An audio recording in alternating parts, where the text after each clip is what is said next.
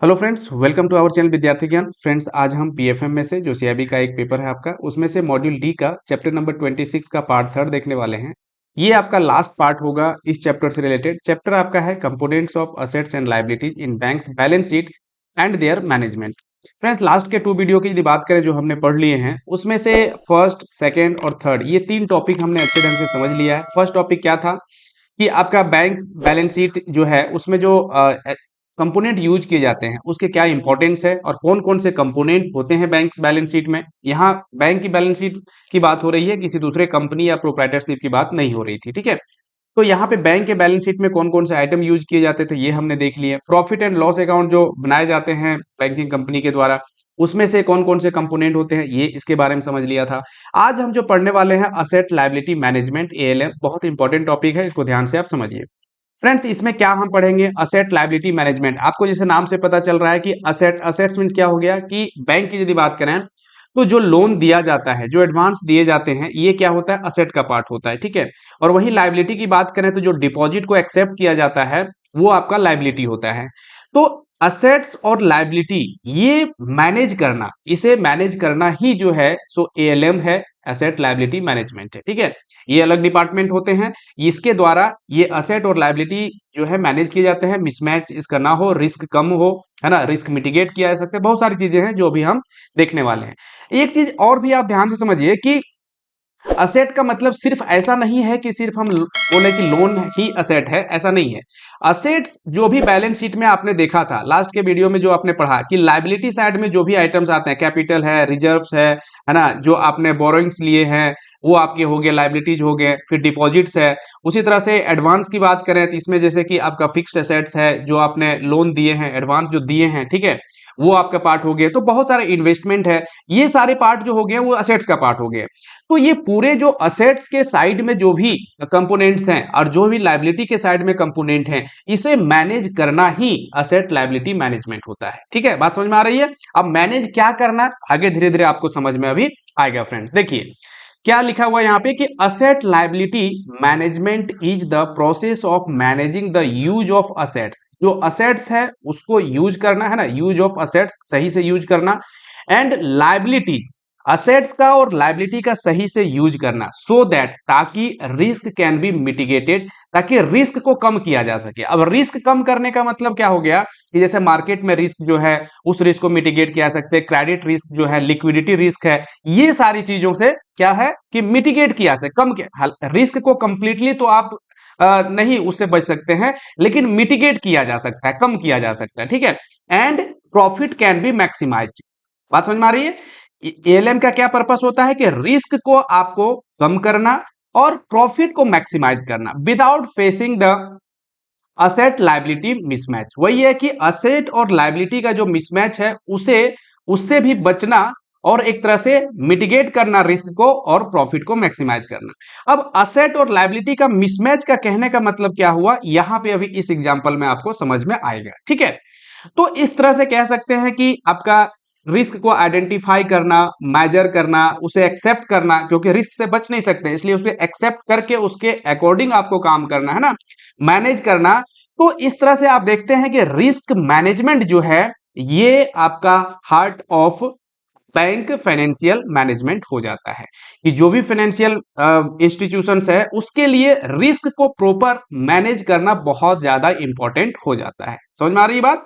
क्योंकि अभी के टाइम में क्या है कि मैक्सिमम जो है आपके मार्केट डीरेगुलेटेड है। डीरेगुलेटेड मतलब अपने मार्केट पे ही छोड़ दिया गया है बहुत सारी चीजों को, जिसके वजह से क्या होता है कि रिस्क बहुत ज्यादा है ना। गवर्नमेंट बहुत, जैसे पहले क्या होता था 90 से पहले की बात करें तो उसमें क्या होता था, बहुत सारी चीजों को गवर्नमेंट अपने कंट्रोल में रखती थी। ठीक है, तो इस वजह से अब क्या हो रहा है कि उस चीज को डीरेगुलेट किया गया है। अब ग्लोबलाइजेशन की वजह से भी आपको इंटरनेशनली मार्केट से भी आपको इफेक्ट होता है बहुत सारी चीजों का, तो इसी वजह से डीरेगुलेट किया गया है और डीरेगुलेशन की वजह से रिस्क ज्यादा अभी इन्वॉल्व होते हैं।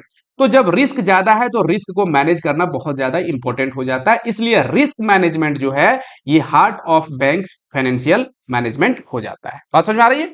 आगे देखिए, अभी हमने बात करी थी कि asset liability mismatch. Asset liability mismatch क्या होता है और एएलएम का रोल इंपॉर्टेंट क्यों हो जाता है एसेट लायबिलिटी मैनेजमेंट का, इसके बारे में समझिए फ्रेंड्स। यहां पे एक एग्जांपल से मैं आपको समझा रहा हूं।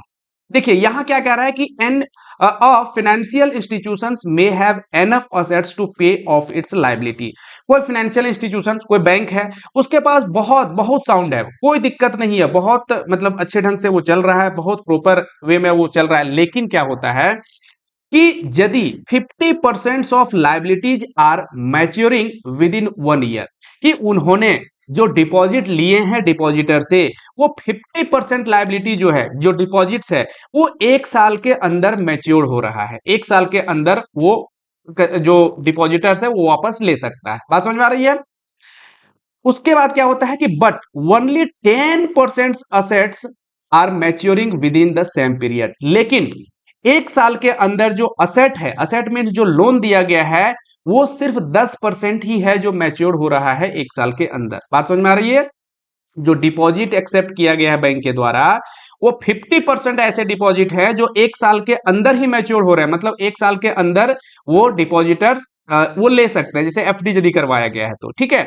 लेकिन वही यदि बात करें असेट्स की, जो लोन दिया है उसके अगेंस्ट में, वो लंबे समय के लिए दे दिया है और सिर्फ 10% ऐसे लोन्स हैं जो आपके 1 साल के अंदर मैच्योर हो रहे हैं। तो यहां पे क्या होगा, यहां पे असेट और लायबिलिटी का मिसमैच तो हो गया कि आपका जो असेट है वो लंबे समय के लिए आपने दिया हुआ है, लेकिन आपकी जो लायबिलिटी है वो मैक्सिमम लायबिलिटी आपके 1 साल के अंदर का ही है। तो यहां मिसमैच हो गया, यहां प्रॉब्लम क्रिएट हो जाएगी।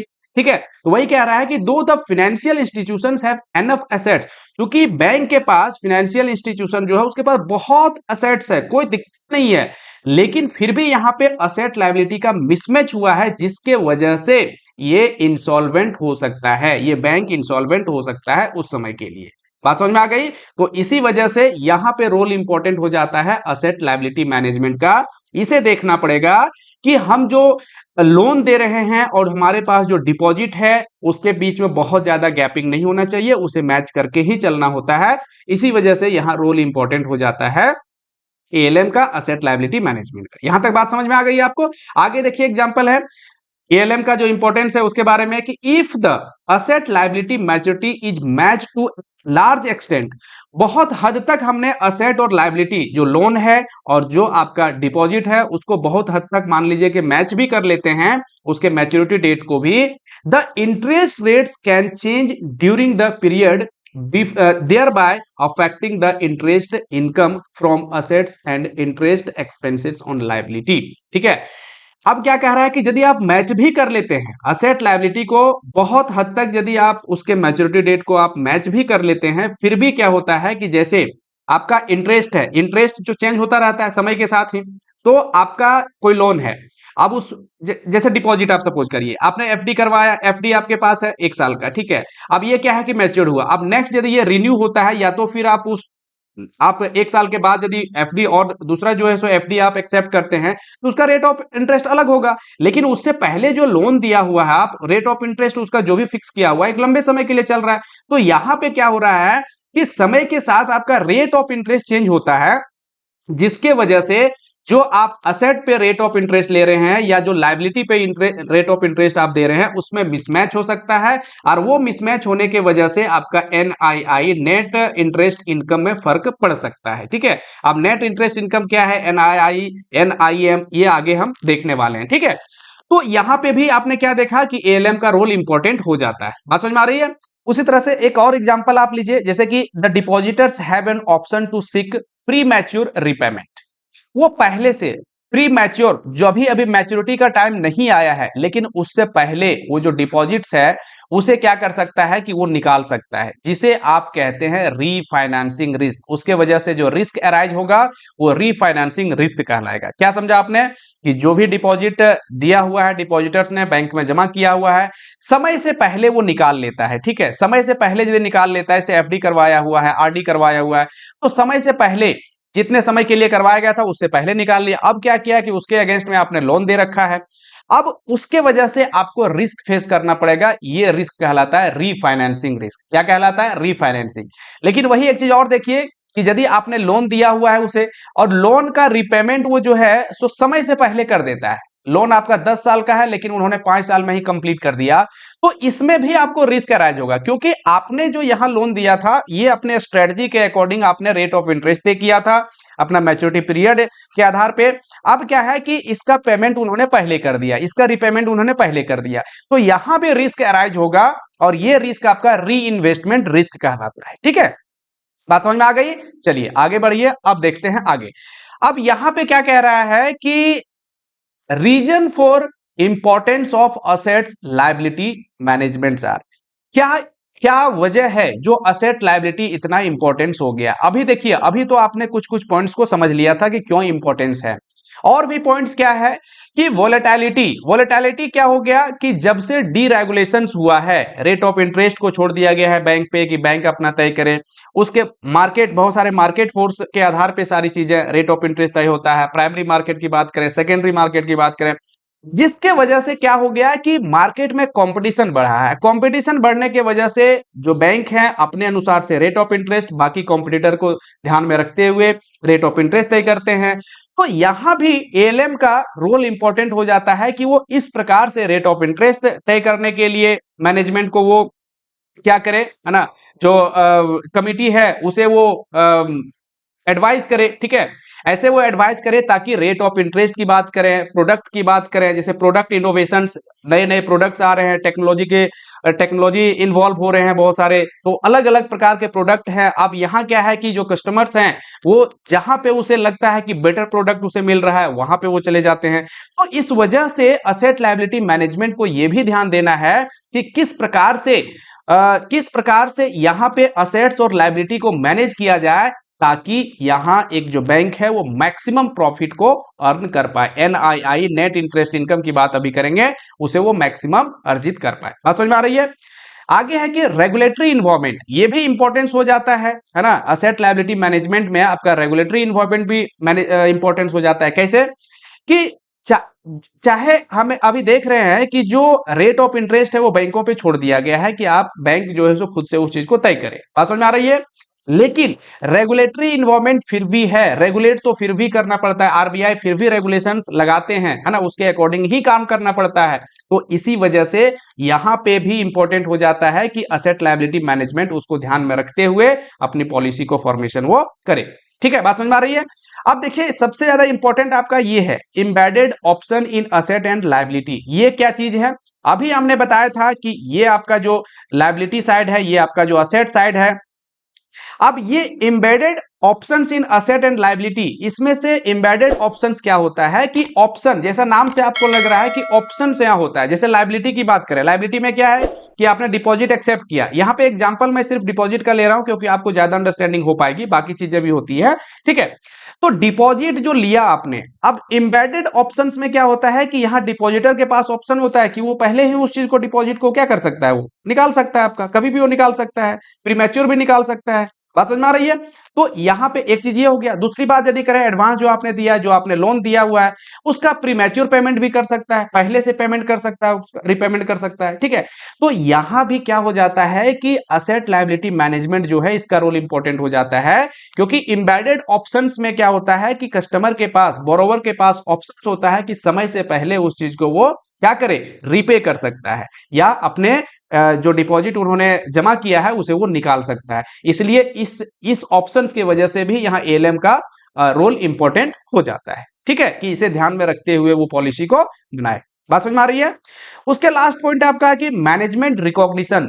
तो ये सारी चीजों को ध्यान में रखते हुए मैनेजमेंट ने भी एक्सेप्ट किया है कि एएलएम हमारे लिए बहुत ज्यादा इंपॉर्टेंट है, एएलएम डिपार्टमेंट जो है बहुत ज्यादा इंपॉर्टेंट है। बात समझ में आ रही है। तो मैनेजमेंट ने भी इसे रिकॉग्नाइज किया है। ठीक है, तो ये रहा असेट लायबिलिटी मैनेजमेंट का, हमने अभी बात की इंपॉर्टेंस की कि क्या क्या चीज जो है सो ये देखता है, किस तरह से ये इंपॉर्टेंस है हमारे लिए।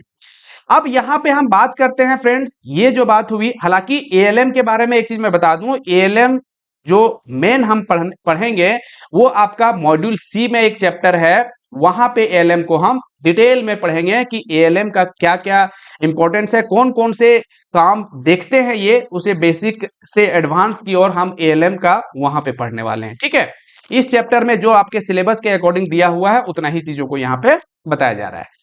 अब देखिए क्या कह रहा है कि points to be followed in ALM asset liability management जो है उसमें कौन कौन सी चीजों को ध्यान दिया जाता है, कौन कौन सी चीजों को देखा जाता है, यहां समझिए।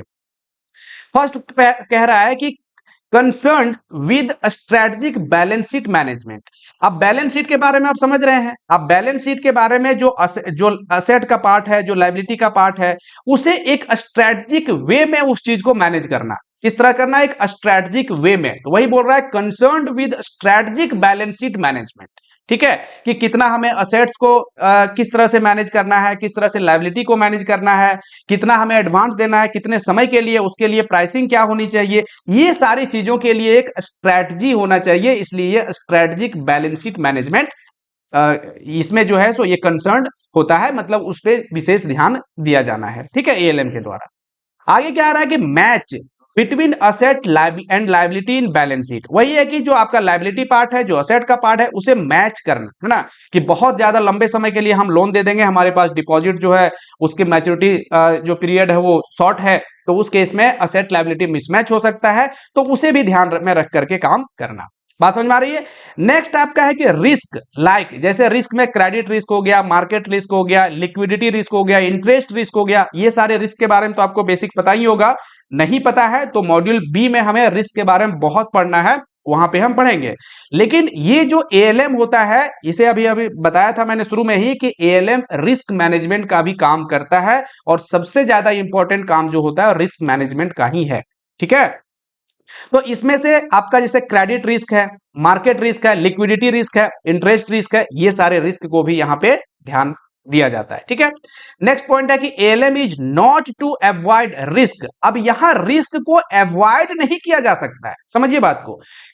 चूंकि मार्केट डीरेगुलेटेड है, तो डीरेगुलेटेड मतलब मैक्सिमम मार्केट डीरेगुलेटेड ही है ना, रेगुलेशंस है, बट बहुत सारी चीजों का डीरेगुलेशंस है, जिसके वजह से क्या होता है कि रिस्क को आप कंप्लीट अवॉइड तो नहीं कर सकते हैं, बट क्या कर सकते हैं, मैनेज कर सकते हैं रिस्क को, है ना।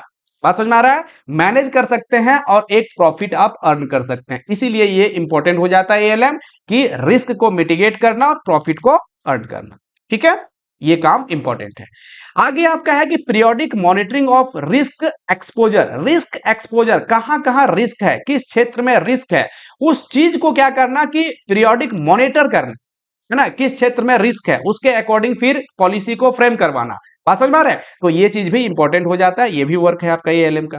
नेक्स्ट है कि एबिलिटी टू एंटिसिपेट, आप अनुमान लगाइए, फोरकास्ट करिए। ठीक है, to act so as to maximize banks business to profit, ताकि बैंक का जो बिजनेस है उसे प्रॉफिट में आप कन्वर्ट कर सके, प्रॉफिट आप ला सके, मैक्सिमम प्रॉफिट अर्न कर सके। बात समझ में आ रही है कि रिस्क जो है ना, उसे एंटिसिपेट करिए, फोरकास्ट करिए, जो भी चीज है ना, मार्केट में जो भी चीजें चल रही है उसके आधार पे फिर जो है सो मैनेजमेंट को आप इन्फॉर्म करिए और पॉलिसी बनाने में हेल्प करिए। तो ये भी एएलएम डिपार्टमेंट का काम है। बात समझ में आ रही है। नेक्स्ट है altering asset and liability portfolio in a dynamic way to manage risk. वही है कि असेट और लायबिलिटी का जो पोर्टफोलियो है, कि कितना हमें असेट्स को किस तरह से यूज करना है, लायबिलिटी को किस तरह से यूज करना है, एक डायनेमिक वे में, है ना, एक डायनेमिक वे। डायनेमिक वे कहने का मतलब मार्केट जिस तरह से आपका चल रहा है, मार्केट फोर्स जिस तरह से आपका है, उस तरह से उसे यूज करना। नेक्स्ट है फ्रेंड कि एएलएम इन्वॉल्व्स प्लानिंग, एक प्रॉपर प्लान करना, उस प्लान को क्या डायरेक्ट करना, एग्जीक्यूट करना, कंट्रोल करना उसे, ये सारे काम भी एएलएम का होता है। ठीक है, अगला है कि असेस वेरियस असेट मिक्सेस। अब ऐसा नहीं है कि एक ही प्रकार के लोन आप दिए जा रहे हैं, तो वो चीज को भी ध्यान देना है। आपको टर्म लोन देना है, लंबे समय के लिए देना है, टर्म लोन में भी अलग अलग कैटेगरी का देना है, फंड बेस्ड देना है, नॉन फंड बेस्ड देना है, सारे का एक कॉम्बिनेशन में। यदि आप लायबिलिटी की बात करें, लायबिलिटी मतलब डिपॉजिट की बात करें, तो आपको जो एक्सेप्ट करना है, डिपॉजिट एक्सेप्ट करना है, तो आपको फिक्स डिपॉजिट लेना है, आरडी लेना है, अलग अलग और भी प्रोडक्ट है, जिसके वजह से आप एक मिक्स वे में ले सकते हैं लायबिलिटी को, और मिक्स वे में आप असेट को भी यूज कर सकते हैं। तो ये भी काम जो है सो एएलएम के द्वारा प्रॉपर वे में देखा जाता है। बात समझ में आ रही है। हालांकि ये चीज ब्रांच लेवल पे नहीं है, ये आपके अलग डिपार्टमेंट है, ये हेड ऑफिस लेवल पे होता है, इस वजह से बहुत ज्यादा इसके अंदर आपको समझ में नहीं आएगा प्रैक्टिकल वे में किस प्रकार से किया जाता है। लेकिन आप चूंकि बार यहां मैं इसलिए आपको एडवांस का और डिपॉजिट का एग्जांपल लेता हूं, ताकि इस चीज से आप हमेशा क्या कर रहे हैं, इस चीज को आप फेस करते हैं, इस चीज से आप गुजरते हैं, इसलिए एग्जाम्पल आपके पास रखा जाता है। लेकिन ऐसा नहीं है कि असेट में सिर्फ हम बात करें लोन ही होता है और डिपॉजिट में यदि लायबिलिटी की बात करें तो डिपॉजिट होता है। इसके अलावा जो भी आपने लास्ट वीडियो में असेट और लायबिलिटी के जितने भी कंपोनेंट पढ़े हैं वो सारे कंपोनेंट को एएलएम मैनेज करता है। बात समझ में आ रही है? चलिए देखिए फ्रेंड्स, ये आपका जो स्लाइड अभी हम देखने वाले हैं ये बहुत इंपॉर्टेंट आपके लिए हो जाता है, इसलिए क्योंकि अभी तो इस चैप्टर में तो आप समझ ही रहे हैं, आगे चैप्टर में भी ये काम आने वाला है आपको। ये बहुत इंपॉर्टेंट कॉन्सेप्ट है, ध्यान से समझिए। क्या बोल रहा है कि parameters for stabilizing ALM. ALM जो है असेट लायबिलिटी मैनेजमेंट है, या पूरे बैंकिंग इंडस्ट्री की बात करिए तो उसमें पैरामीटर जो है जिसके वजह से जो चीज आपको इंपॉर्टेंस है ना, जो इंपॉर्टेंस है जिस पे ध्यान दिया जाता है वो आपका है net interest income, net interest margin और इकोनॉमिक इक्विटी रेशियो। ये आपका क्या है, ध्यान से समझिए। नेट इंटरेस्ट इनकम क्या होता है, देखिए ऐसे तो नेट इंटरेस्ट इनकम आपका होता है कि इंटरेस्ट इनकम जो पार्ट है, जो प्रॉफिट एंड लॉस अकाउंट में आपने पढ़ा था, लास्ट के वीडियो में बताया था कि एक आपका इनकम का पार्ट होता है, दूसरा एक्सपेंडिचर का पार्ट होता है। इनकम के पार्ट में भी आपका एक इंटरेस्ट इनकम होता है और एक होता है नॉन इंटरेस्ट इनकम, मतलब वैसा इनकम जो इंटरेस्ट, जहां से इंटरेस्ट के माध्यम से आपका इनकम होता है, और दूसरा पार्ट आपने पढ़ा था जहां से नॉन इंटरेस्ट के माध्यम से आपका इनकम होता है। तो यहां जो उसी तरह से एक्सपेंसेस में देखा था कि एक आपका होता है, एक होता है आपका कि इंटरेस्ट एक्सपेंसेस जहां इंटरेस्ट आपको पे करना पड़ता है, और दूसरा होता है ऑपरेटिंग एक्सपेंसेस जिसे आप नॉन इंटरेस्ट एक्सपेंसेस के नाम से भी जानते थे। ठीक है, तो वही कि यदि इंटरेस्ट के माध्यम से जो आपका इनकम हो रहा है और इंटरेस्ट जो एक्सपेंस है, ये इंटरेस्ट एक्सपेंसेस का जो जो आपके मतलब जहां जहां आपको खर्च करना पड़ रहा है इंटरेस्ट एक्सपेंसेस के रूप में, उसका जो डिफरेंस है यही आपका नेट इंटरेस्ट इनकम है ना। कहने का मतलब है कि यदि यदि बात करूं मैं कि आप जो लोन है, जो लोन आपने दिया है, इस पे आपने अर्न किया है 10%, यदि अर्न कर रहे हैं 10% रेट ऑफ इंटरेस्ट से आपने लोन दिया है। वहीं डिपॉजिट की बात करें यदि 7% से डिपॉजिट, इसका मतलब यहाँ पे एक्सपेंसेस, आपका इंटरेस्ट जो एक्सपेंसेस हो रहा है, ये आपका इंटरेस्ट एक्सपेंसेस का पार्ट यदि इसको मानूं मैं, तो इसका जो डिफरेंस है कि आपने जो इंटरेस्ट इनकम कमाया है और इंटरेस्ट एक्सपेंसेस जो आपका लॉस है ना, मतलब जो खर्च किया आपने, ये दोनों का डिफरेंस ही नेट इंटरेस्ट इनकम होता है। ठीक है, मार्जिन है ना, एक तरह से कहिए कि आपका जो स्प्रेड है, आपका जो प्रॉफिट है, यहां पे इंटरेस्ट इनकम में से इंटरेस्ट एक्सपेंसेस को जो माइनस करेंगे तो नेट इंटरेस्ट इनकम आपका आएगा। लेकिन एक चीज बताइए कि ऐसा तो नहीं है कि हमारा जो प्रॉफिट है वो सिर्फ इंटरेस्ट के माध्यम से बनता है, ऐसा तो नहीं है, नॉन इंटरेस्ट के माध्यम से बनता है। ठीक है, जैसे कमीशन है, ब्रोकरेज है, बहुत सारी चीजें को हमने देखा है कि नॉन इंटरेस्ट के माध्यम से भी हमारा प्रॉफिट होता है। तो यहां पे सिर्फ हम इंटरेस्ट वाला पार्ट ले रहे हैं कि इंटरेस्ट के माध्यम से जो हमें इनकम हो रहा है और इंटरेस्ट जो हमें एक्सपेंस करने पड़ रहे हैं, यही आपका नेट इंटरेस्ट इनकम होता है, NII होता है। ये बहुत जगह आपको यूज होगा। तो इसका मतलब ये शॉर्ट टर्म प्रॉफिट कह सकते हैं हम लोग, क्योंकि यहां हर चीज को, हर पैरामीटर को तो देख नहीं रहे हैं, तो इसीलिए ये शॉर्ट टर्म प्रॉफिट के रूप में यदि आप मेजर करेंगे तो वहां पे नेट इंटरेस्ट इनकम आपका इंपॉर्टेंट हो जाता है। यहां तक बात समझ में आई, कोई दिक्कत नहीं है? ठीक है, in order to stabilize short term profit, अब शॉर्ट टर्म प्रॉफिट जो है नेट इंटरेस्ट इनकम की बात कर रहे हैं, तो banks have to minimize fluctuations in NII।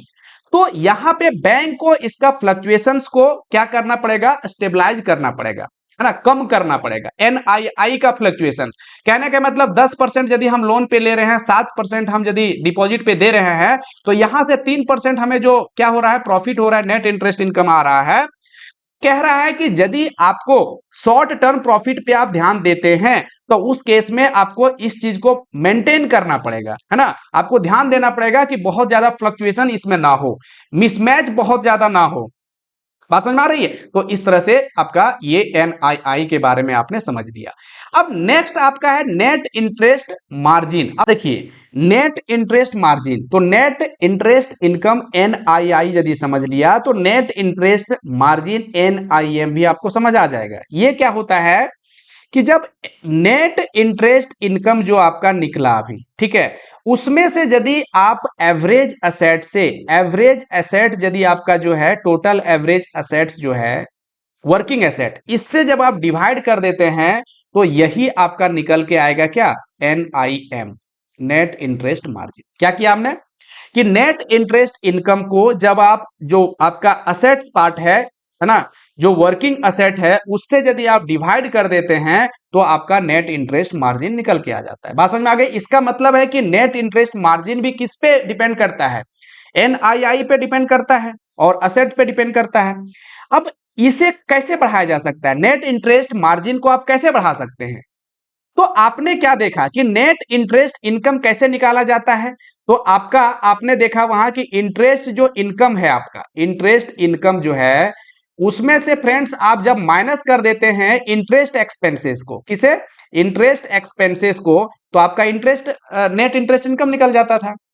तो यहां पे इसे बढ़ाने के लिए नेट इंटरेस्ट मार्जिन को हमें ज्यादा प्राप्त करने के लिए क्या करना पड़ेगा कि आपका जो इनकम, जो इंटरेस्ट इनकम था उसे बढ़ाना पड़ेगा और इंटरेस्ट एक्सपेंसेस है उसे कम करना पड़ेगा, तभी तो ये वाला पार्ट बढ़ेगा आपका। और जब ये वाला पार्ट बढ़ेगा तो नेट इंटरेस्ट मार्जिन का पार्ट बढ़ेगा। बात समझ में आ रही है? समझ में आ रहा है कि नहीं? तो उसी तरह से आप यहां पे ये देखिए कि ये जो नेट इंटरेस्ट इनकम है, इसका मतलब है कि इंटरेस्ट इनकम और इंटरेस्ट एक्सपेंसेस, इसका जो डिफरेंस है ये क्या कहलाता है, स्प्रेड कहलाता है। क्या कहलाता है आपका, स्प्रेड। मींस यही आपका मार्जिन है जो प्रॉफिट के रूप में एक तरह से आप देख सकते हैं। हालांकि यहां सिर्फ इंटरेस्ट की पार्ट हो रही है, नॉन इंटरेस्ट का पार्ट को यहां कंसीडर नहीं किया जा रहा है। तो इसीलिए ये स्प्रेड जो है सिर्फ इंटरेस्ट के केस में हम देख रहे हैं। तो interest income minus interest expenses को स्प्रेड बोलेंगे।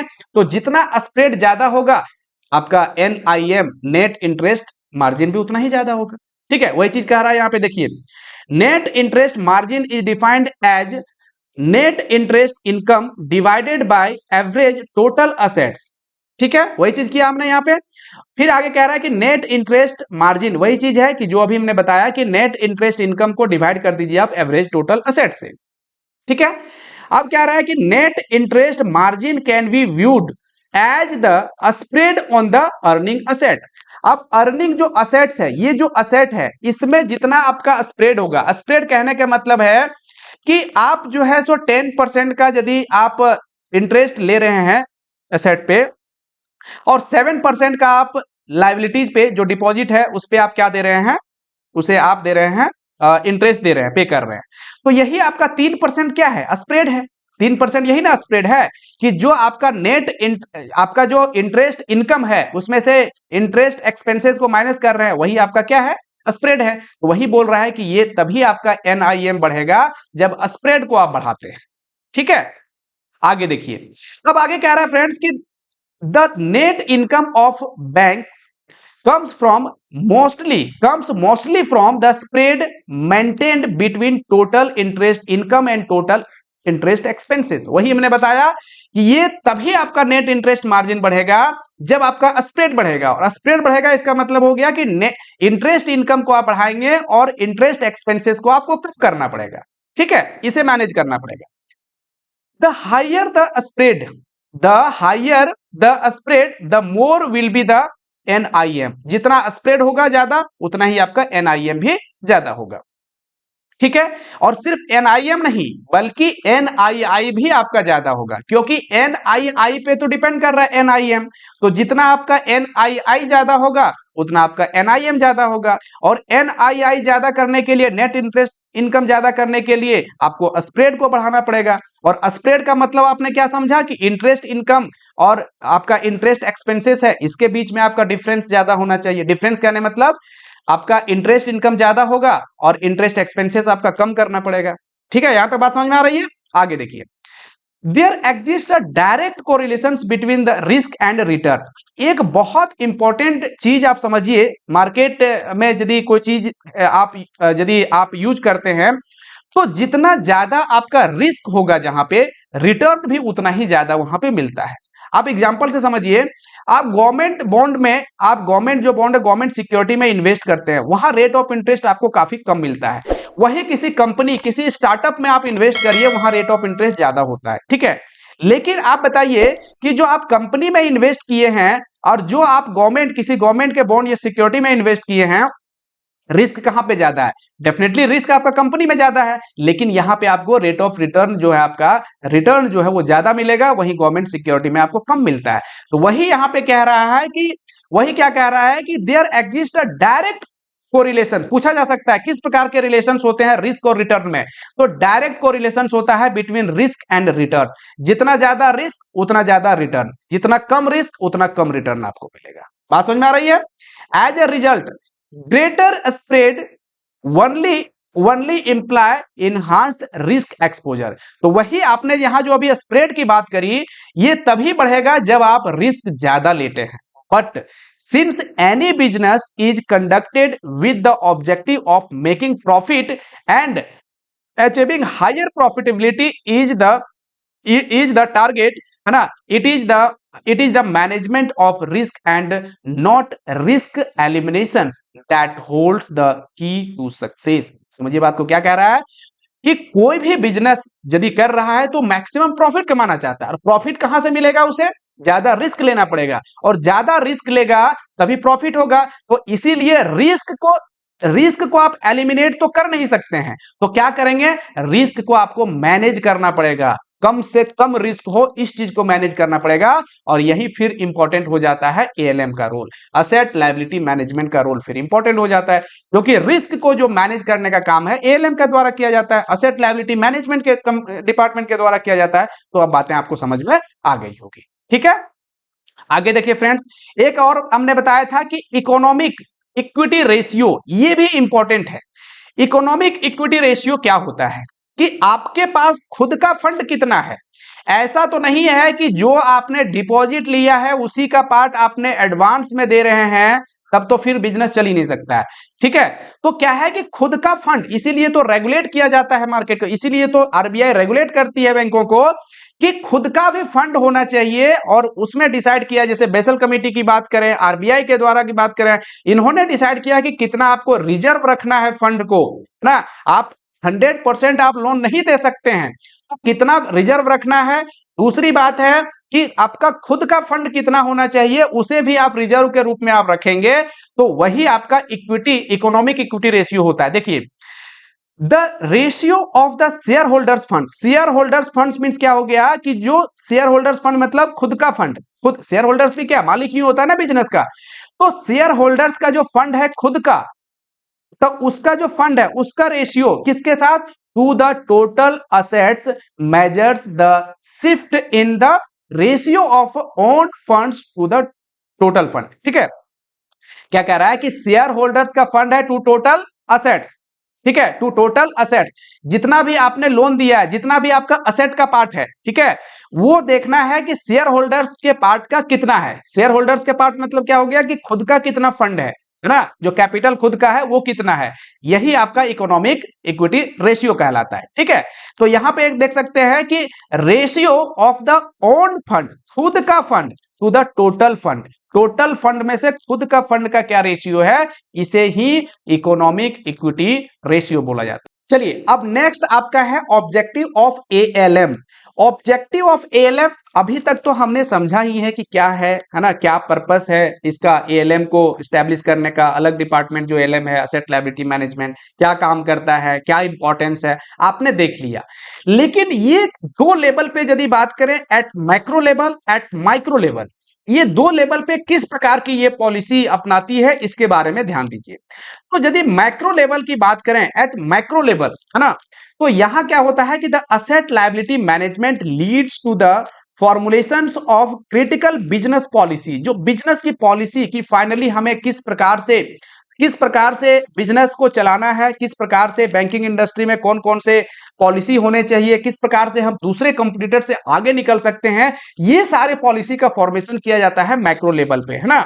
और क्या है कि efficient allocation of capital and designing of products with appropriate pricing strategy, कि मार्केट में कितना जो प्रोडक्ट है, प्रोडक्ट कहने का मतलब जैसे कि आप सपोज करिए एफडी का अलग अलग रेट है ना, तो एफडी का जो रेट है दूसरे बैंक के साथ, तो खुद जो है सो जिस बैंक की बात कर रहे हैं वो किस प्रकार से वो पॉलिसी को दे सकता है, किस प्रकार से एफडी का रेट एफिशिएंट बना सकता है ताकि ज्यादा से ज्यादा कस्टमर इस बैंक के पास आए। बात समझ में आ रहा है? तो ये चीज एक क्या करना कि पॉलिसी को डिजाइन करना है ना, एलोकेशंस ऑफ जो कैपिटल है, डिजाइनिंग प्रोडक्ट्स को डिजाइन करना अच्छे ढंग से ताकि ज्यादा से ज्यादा बिजनेस को क्या किया जा सके, अपने जो है सो इंस्टीट्यूशंस में लाया जा सके। तो ये तो मैक्रो लेवल की बात हो गई। वहीं यदि माइक्रो लेवल की बात करें तो यहां पे क्या होता है, यहां पे आपका दो चीज पे ध्यान दिया जाता है, एक प्राइसिंग मैचिंग पे और दूसरा लिक्विडिटी पे। प्राइसिंग मैचिंग क्या हो गया कि कितना प्राइसिंग है ना, जो भी प्रोडक्ट हम दे रहे हैं, प्रोडक्ट दे रहे हैं कहने का मतलब क्या हो गया कि जैसे आपने जो भी कंपोनेंट आपने पढ़ा, जैसे एडवांस है तो इसमें आपने जो प्रोडक्ट देंगे आप, ठीक है, अलग अलग जो आपका टाइप्स ऑफ लोन्स है, ठीक है, और जो डिपॉजिट आप ले रहे हैं तो अलग अलग प्रकार के जो डिपॉजिट आप लेंगे, इसको इसके प्राइसिंग को कि कितना आप सेविंग पे रेट ऑफ इंटरेस्ट देंगे, कितना आरडी पे देंगे, कितना आप एफडी पे देंगे, है ना, एफडी में भी अलग अलग प्रकार के आपके पास हैं, मैच्योरिटी पीरियड भी अलग अलग हैं, उसके प्राइसिंग क्या किस प्रकार से करेंगे, ये चीज आपका माइक्रो लेवल पे डिसाइड किया जाता है। ठीक है, वही अलग अलग प्रकार के लोन जो है, अलग अलग आपके मैच्योरिटी पीरियड्स के जो लोन है, उस पे क्या आप रेट ऑफ इंटरेस्ट डिसाइड कर रहे हैं, ये भी आपका प्राइसिंग का है। बात समझ में आ रहा है? ये भी प्राइसिंग के पार्ट में आता है, तो ये भी माइक्रो लेवल पे देखा जाता है, सॉरी माइक्रो लेवल पे देखा जाता है। ठीक है, एक चीज यहां पे इंपॉर्टेंट है, समझिए कि जो आप एडवांस पे रेट ऑफ इंटरेस्ट को चार्ज करते हैं और जो डिपॉजिट पे रेट ऑफ इंटरेस्ट आप देते हैं, इसके वजह से क्या है कि आपके पास गैप अराइज होता है ना, जो भी स्प्रेड के नाम से हमने समझा। अब ये जो गैप है आपका दो प्रकार के होते हैं, एक आपका पॉजिटिव गैप होता है और दूसरा नेगेटिव गैप होता है। ठीक है, पॉजिटिव गैप कब होगा, जब असेट्स का जो आपका है प्राइसिंग है वो ज्यादा है और लायबिलिटी का कम है। कहने का मतलब लोन पे आप ज्यादा ले रहे हैं और लायबिलिटी जो डिपॉजिट है उस पे कम दे रहे हैं, तो इस केस में आपका पॉजिटिव गैप अराइज होता है। तो जैसे जैसे रेट ऑफ इंटरेस्ट बढ़ेगा तो क्या होगा, ये गैप भी आपका बढ़ेगा, कहने मतलब पॉजिटिव जो है आपका ये गैप बढ़ेगा। वही इसका उल्टा यदि देखें कि लायबिलिटी पे यदि ज्यादा आपका आप खर्च कर रहे हैं और असेट पे आपको कम अर्न हो रहा है, तो नेगेटिव गैप क्रिएट होगा। कैसा होगा, नेगेटिव गैप। और रेट ऑफ इंटरेस्ट और भी ज्यादा फिर बढ़ता है तो वैसे केस में क्या होगा, गैप और ज्यादा बढ़ेगा। ठीक है, बात समझ में आ रही है? लेकिन इस केस में जो है यहां क्या कह रहा है कि whether it is in position to benefit from the declining interest rate. लेकिन इस केस में यदि रेट ऑफ इंटरेस्ट कम होता है, डिक्लाइन करता है, तो आपको फायदा हो सकता है। क्यों? क्योंकि लायबिलिटी मतलब देने वाला पार्ट आपका ज्यादा है और लेने वाला पार्ट आपका कम है। तो जब रेट ऑफ इंटरेस्ट डिक्लाइन करेगा तो इसका मतलब है कि देने वाला पार्ट आपका कम होगा, तभी तो आपका प्रॉफिट होगा। ये जो नेगेटिव गैप है ये कम हो पाएगा। तो ये चीज को भी ध्यान रखिएगा, हालांकि इसके बारे में आगे भी हम डिस्कस करेंगे, वहां पे आपको और बेटर समझ में आएगा। आगे है फ्रेंड्स लिक्विडिटी। लिक्विडिटी भी आपको माइक्रो लेवल पे मेंटेन किए जाते हैं। एएलएम का जो है, एएलएम का जो माइक्रो लेवल पार्ट है, यहां पे देखा जाता है लिक्विडिटी मींस क्या हो गया कि मैच्योरिटी पीरियड। लिक्विडिटी मींस क्या हो गया कि कितने दिनों के लिए आप एडवांस दे रहे हैं, है ना, और इसके अगेंस्ट में जो आपने डिपॉजिट एक्सेप्ट किया है। ठीक है, तो इसका जो मैच्योरिटी पीरियड है इसे भी मैनेज करना। ऐसा ना हो कि एडवांस आपने 10 साल के लिए दे दिया, डिपॉजिट आपके पास 1 साल के ही मैच्योर हो रहे हैं सारे, है ना। तो ये चीज को भी ध्यान देना, इसी को तो लिक्विडिटी बोला जाता है कि आपके पास कितना पर्याप्त है अपनी लायबिलिटी, शॉर्ट टाइम लायबिलिटी को पूरा करने के लिए, यही लिक्विडिटी है। तो इस लिक्विडिटी का पार्ट भी आपको माइक्रो लेवल पे देखने को मिलता है। तो क्या समझा आपने कि ये जो आपका एएलएम है, इसके जो ऑब्जेक्टिव है दो लेवल पे देखे जाएंगे, एट माइक्रो लेवल पे, एट माइक्रो लेवल पे, तो सॉरी मैक्रो लेवल पे और माइक्रो लेवल पे। तो मैक्रो लेवल पे आपने देख लिया कि पॉलिसी का फॉर्मेशन किया जाता है, यहाँ पे एलोकेशन होता है कैपिटल का कि कहां कहां कैपिटल हमें खर्च करने हैं, ठीक है, किस प्रकार से अलग अलग प्रोडक्ट के डिजाइनिंग की बात होती है। वहीं यदि माइक्रो लेवल की बात करिए तो यहाँ पे प्राइस मैचिंग की बात होती है और दूसरा आपको लिक्विडिटी की भी बात होती है। समझ में आ गई? अब चलिए, अब फ्रेंड्स ये आपका मोस्ट ऑफ द पार्ट जो है इस चैप्टर का कंप्लीट हो गया है। ये जो अभी आप पढ़ने वाले हैं ये आपने ऑलरेडी पढ़ रखा ही है एक तरह से, अभी मैं बताऊंगा, देखिए आपको समझ में आ जाएगा क्या है। ALM as coordinated balance sheet management, कि बैलेंस ऐसे भी कहिएगा यदि आपको, एएलएम जो है क्या करता है कि बैलेंस शीट और प्रॉफिट एंड लॉस अकाउंट, है ना, बैलेंस शीट हो गया और प्रॉफिट एंड लॉस अकाउंट की यदि हम बात करें तो यहाँ पे क्या है, लायबिलिटी साइड है, यहाँ असेट साइड है। ठीक है, इधर जितने भी आइटम है सब असेट्स का पार्ट है, ये आपके लायबिलिटी का पार्ट है। उसी तरह से यहाँ पे प्रॉफिट पीएनएल अकाउंट की बात करें, है ना, पीएनएल अकाउंट की यदि बात करें तो यहाँ पे क्या होता है कि ये आपका जो है सो इनकम का पार्ट है ना, इनकम का पार्ट यदि हम बोले यहाँ पे इसे, और इसे यदि एक्सपेंसेस का पार्ट हम यदि कहें, है ना, ये पार्ट आपका एक्सपेंसेस का साइड हो गया, ये आपका इनकम का साइड हो गया, ठीक है। तो अब यहाँ ये जितने आइटम्स होंगे इनकम साइड वाले हो गए, ये आपका एक्सपेंसेस वाले हो गया। बात समझ रहे हैं? अब देखिए एएलएम क्या करता है, असेट लायबिलिटी मैनेजमेंट क्या करता है, ये जितने भी प्रोडक्ट हैं इसी को तो मैनेज करता है ये। तो वही यहाँ पे कह रहा है कि the asset liability management functions can be viewed in terms of two stages approach to balance sheet financial management as follow, कि बैलेंस शीट को ही वो मैनेज कर रहा है, उसमें से दो स्टेज में हम देखेंगे, है ना।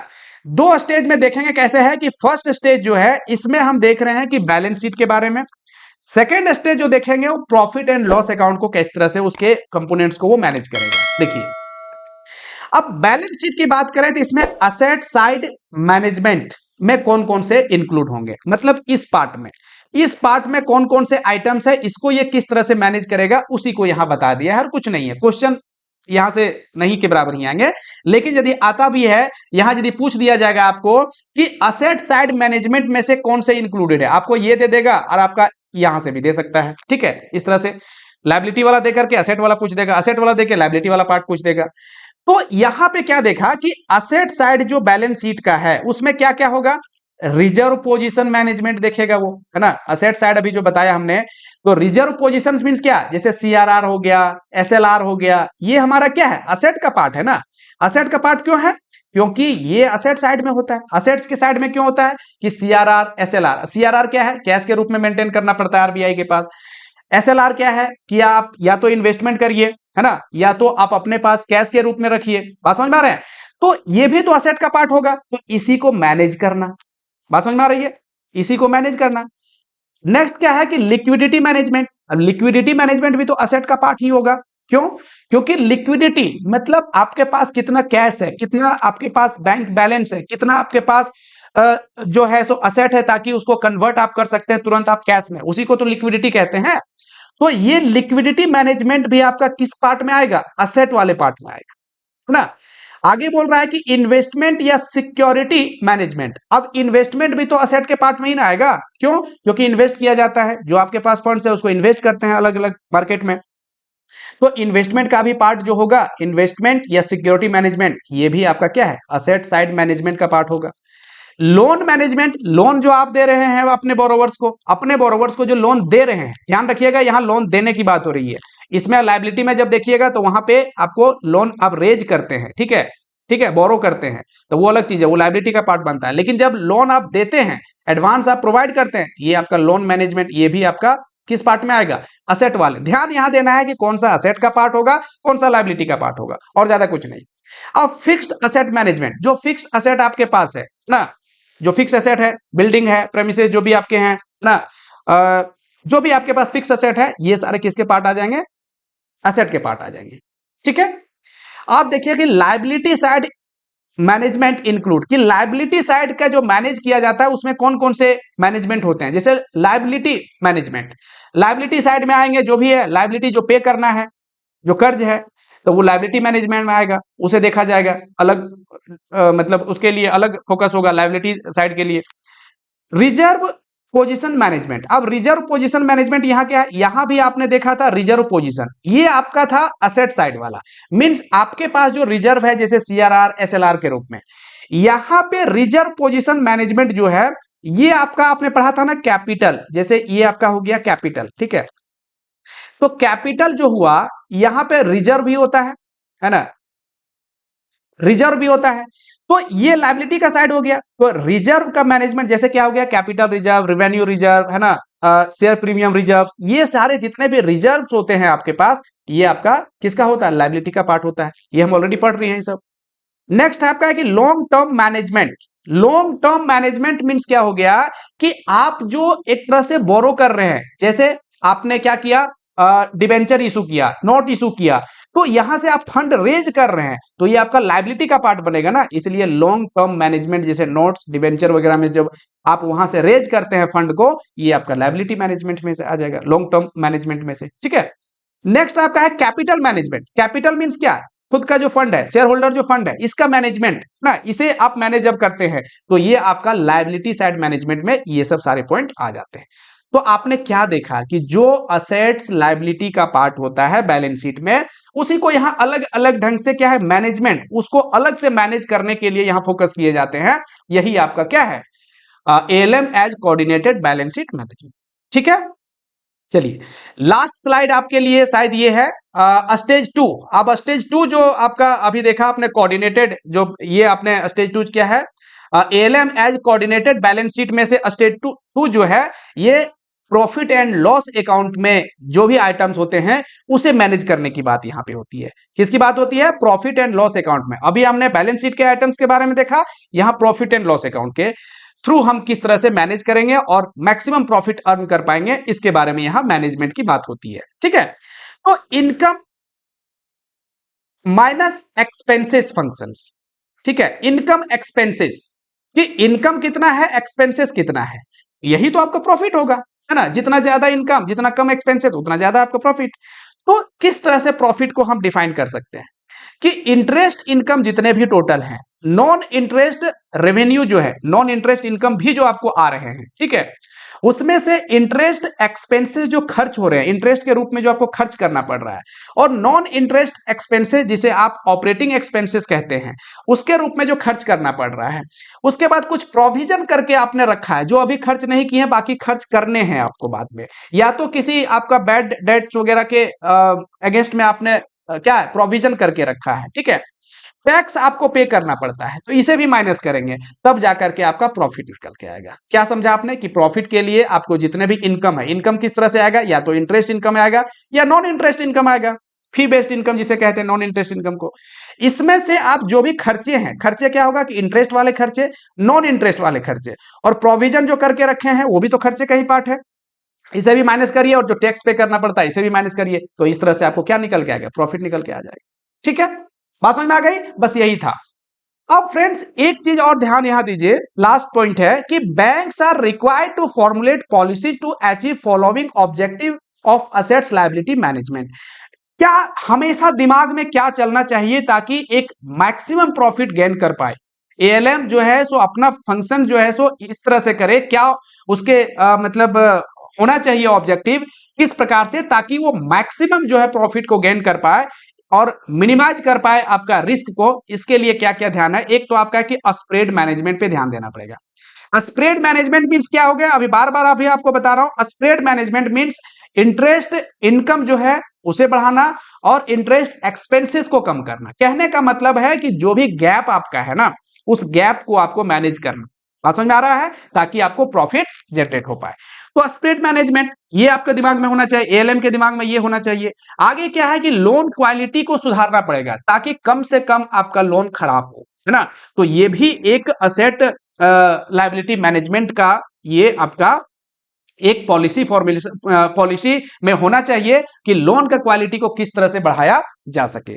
आगे है फ्रेंड्स की generating fee income and service charges, कि ज्यादा से ज्यादा फी इनकम कहने का मतलब हो गया कि नॉन इंटरेस्ट इनकम, जैसे आरटीजीएस पे आप चार्ज लेते हैं, ब्रोकरेज चार्ज लिया जाता है, ठीक है, तो ये सारे जो नॉन इंटरेस्ट इनकम है उसको बढ़ाना, सर्विस चार्जेस को बढ़ाना, ये भी ध्यान में रहना चाहिए। तो ऐसा नहीं है कि एएलएम सिर्फ इंटरेस्ट इनकम और इंटरेस्ट एक्सपेंसेस पे ध्यान देता है, वो तो हमने समझा था कि शॉर्ट टर्म जो आपका प्रॉफिट है उसकी बात करते हैं हम लोग, ठीक है।